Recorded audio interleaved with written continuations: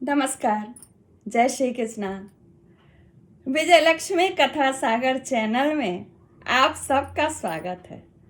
मैं आपको ठाकुर श्री रामकृष्ण परमहंस के जीवन के विभिन्न स्वरूपों को वीडियो के माध्यम से सुनाई हूँ। आज मैं उनके स्वभाव के बारे में बताऊंगी और बताने के पहले मैं ये कहूँगी कि जितने भी बातें मैं आपको बता रही हूँ सारी बातें मैंने श्री रामकृष्ण मठ से प्रकाशित पुस्तक में पढ़ी है।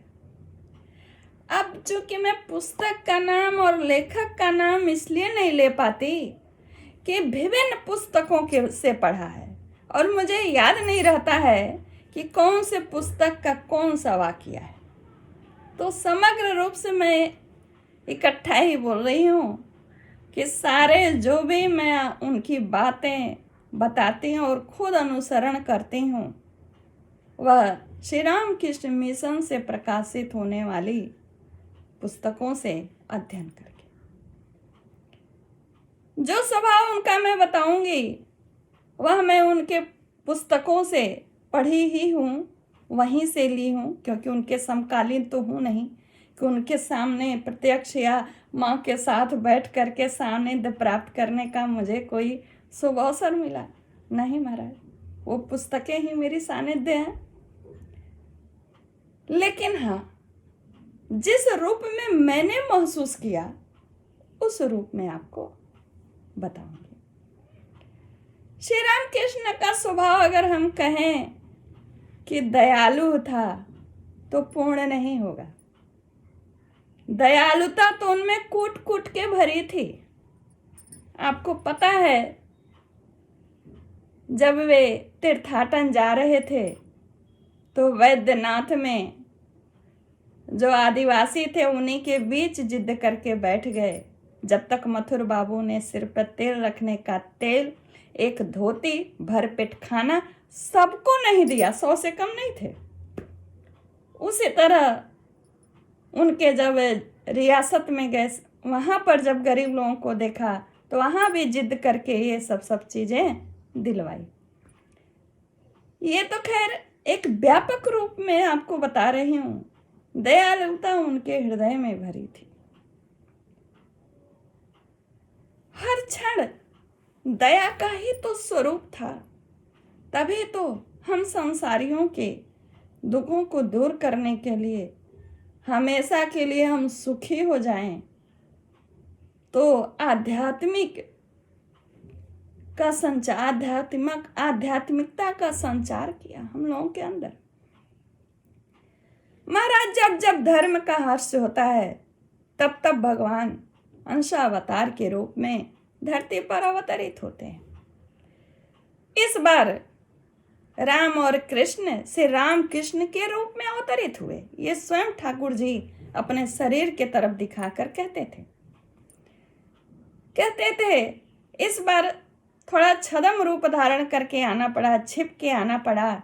जैसे जमींदार अपनी जमींदारी देखने के लिए छिप करके जाता है, वैसे ही श्री राम और कृष्ण, राम कृष्ण इस शरीर के रूप में छिप करके आया मतलब कोई वैभव तो था नहीं ठाकुर जी के अंदर, कोई ऐसे प्रकांड पंडित तो नहीं थे, वो तो निरक्षर थे, ना जटा जूट थी और ना ही कोई परिधान था, वो तो थे साधारण।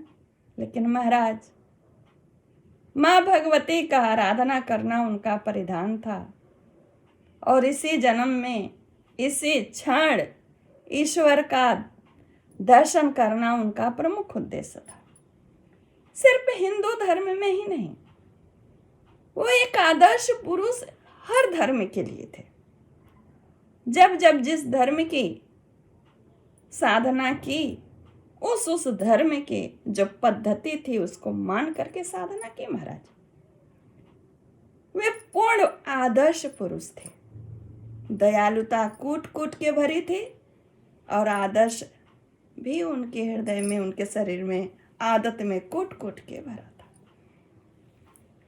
जब मैं ऐसे बोलने लगती हूँ ना, तो जो विभिन्न पुस्तकों से पढ़े रहते हो तो एक बोलते हो उससे संबंधित 4 याद आ जाते हैं।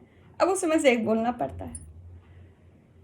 वो कहते थे कि एक राज्य का सिक्का दूसरे राज्य में नहीं चलता, उसी तरह पुराना धर्म मत इस नए युग में नहीं चलेगा।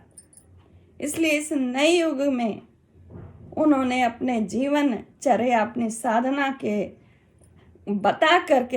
करके बता करके एक ढांचा तैयार किया। उस ढांचे में विभिन्न धर्म रूपी संप्रदायों के सिक्के को ढाला।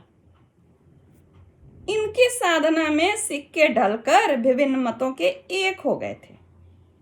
सबका प्रमुख उद्देश्य यही इन्होंने बताया कि ईश्वर को इसी क्षण इसी वक्त पाना है। आंतरिक शक्ति से, विवेक की सहायता से, उत्साह से भरकर तुरंत आराधना में लग जाओ।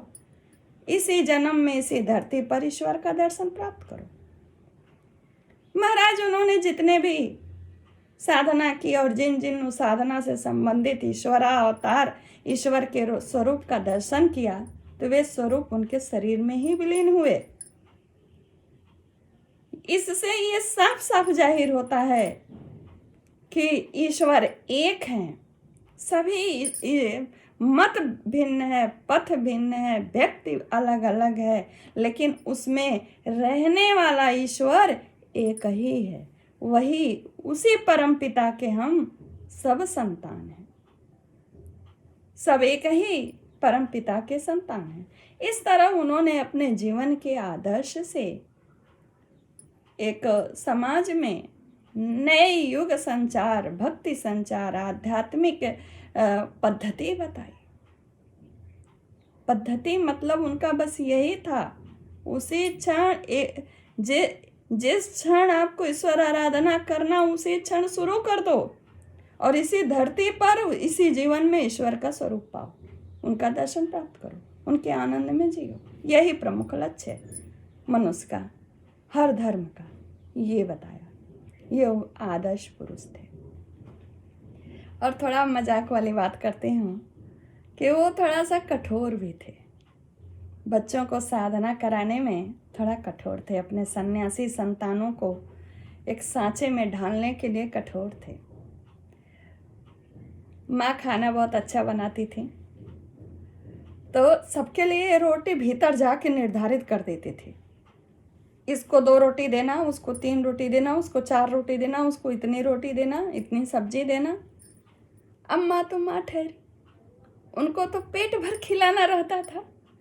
तो एक बार जिसको ये 2 रोटी बोल के आए थे, उन्होंने 4 या 5 रोटी खिला दी। और ये देख रहे थे, उस समय तो बोले नहीं, बाद में माँ को बोले, मैं साधना के लिए इतनी उन लोगों के साथ कठोर व्यवहार कर रहा हूँ, मेहनत कर रहा हूँ, तुम सब पर पानी फेर रही हो खिला करके भर पेट। आलस करेंगे, अब वो उठ के ध्यान भजन तो करेंगे नहीं। माँ चूंकि दोनों में झगड़ा कभी नहीं हुआ, कितना भी विपरीत हो लेकिन उसमें मधुरता रहती थी। तो माँ प्रेम से बस इतना ही कही, मैं तो माँ हूँ, भर पेट ही खिलाऊंगी। ठाकुर वापस चले गए, कुछ बोले नहीं। एक बार एक उनके संतान के साथ कोई एक आती थी माँ के पास, कहारिन थी, काले रंग की बड़ी बड़ी आंखें थी। वो जब आती थी तो थोड़ी देर वैसे स्त्रियां जो भी आते थे, जो भी स्त्री पुरुष भक्त आते थे, तो ठाकुर को प्रणाम करते, तो पुरुष भक्त वहीं रुक जाते और स्त्री भक्त को ठाकुर जी कुछ शब्द, कुछ बात करके, हालचाल पूछ करके, और वो क्या साधना कर रही हैं, किसका ध्यान कर रही हैं और कैसे कर रही हैं, उनका मार्गदर्शन करते और फिर माँ के पास भेज देते। ये क्या है, कुछ ऐसे शब्द उस शिष्य के प्रति बोली कि जिसमें प्रेम लक्षित होता है। महाराज ठाकुर जी सिंह की तरह दहाड़ उठे, उठ खड़े हुए, इतनी फटकार उस स्त्री को लगाया कि वो तो कैसे भागी भागी अंदर गई, फिर घर गई तो बहुत दिनों तक आई नहीं।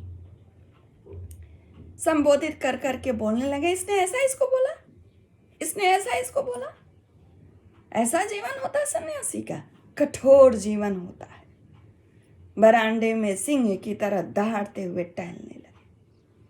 चरित्र के निर्माण में कठोरता से पालन कराने में, नियम को पालन कराने में वो तत्पर रहते थे। महाराज दयालु थे, कूट कूट भरा था।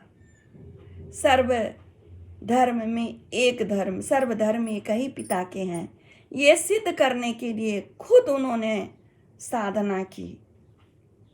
एक तरह से वो साधक थे, समाज सुधारक थे।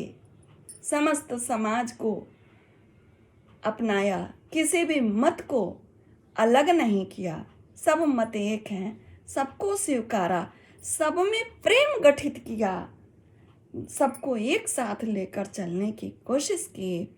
और अपने संतानों से कहते थे, मैंने तो चावल पका दिया है, अब तुम सबको खाना है। अपने शरीर की तरफ इंगित करके कहते कि इसके द्वारा जो जो सांचा मैंने ढाला है उसमें सिर्फ तुम लोगों को ढलना है।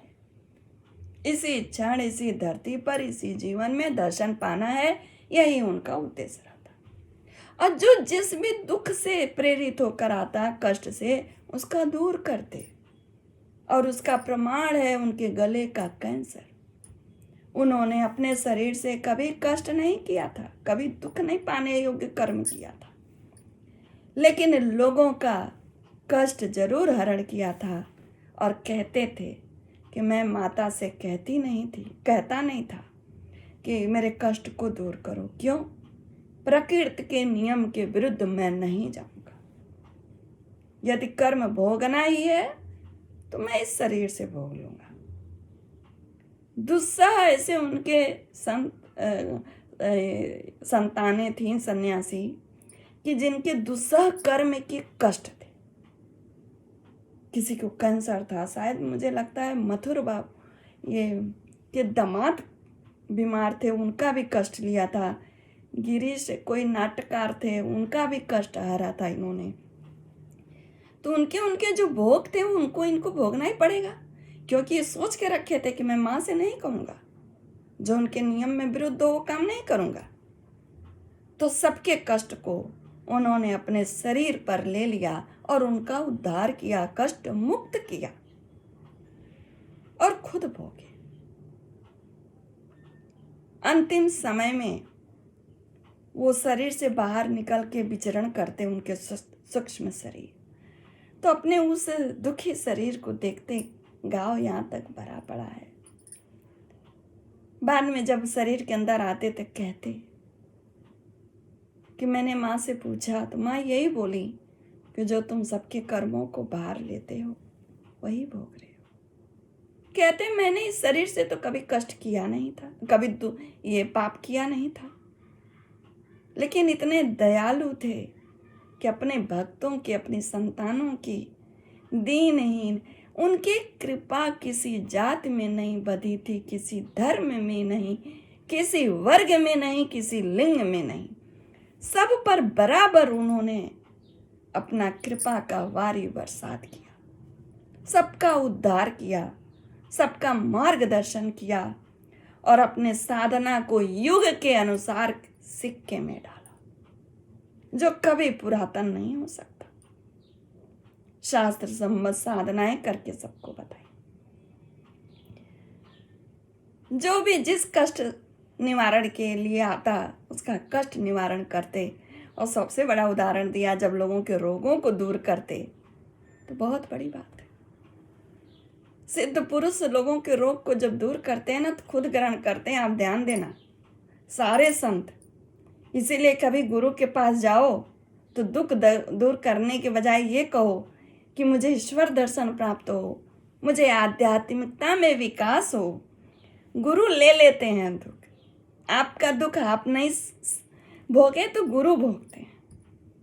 उनसे प्रार्थना करो कि हमारे कष्टों को हरें, लेकिन जो उचित हो कम करें, शक्ति दें, कृपा करें। बिना गुरु की कृपा के कोई पाप कट नहीं सकता। तो ऐसे बताऊंगी तो बहुत लंबा वीडियो बन जाएगा, लेकिन हाँ, अंशावतार श्री राम कृष्ण परमहंस थे, जिन जिन देवताओं ईश्वर का दर्शन किया, सब मूर्तियां इनमें विलीन होकर के प्रत्यक्ष रूप से बताई कि विभिन्न स्वरूपों में एक ही परमात्मा है और संपूर्ण विश्व एक ही परमात्मा की संतान है। ठाकुर ने एक समस्त धर्मों के, जातियों के, विश्व को, सबको अपनाया, सब में मधुर भाव रखा। उनके अंदर आदर्श कूट कूट के भरा था, दयालुता थी, समाज का उत्थान हो, यही प्रमुख उद्देश्य था। उनके स्वभाव को अपनी बुद्धि के अनुसार आपके सामने प्रकट किया है। अच्छा लगे तो चैनल को सब्सक्राइब, लाइक, कमेंट्स और ये शेयर भी करें वीडियो को। नमस्कार। जय श्री कृष्ण।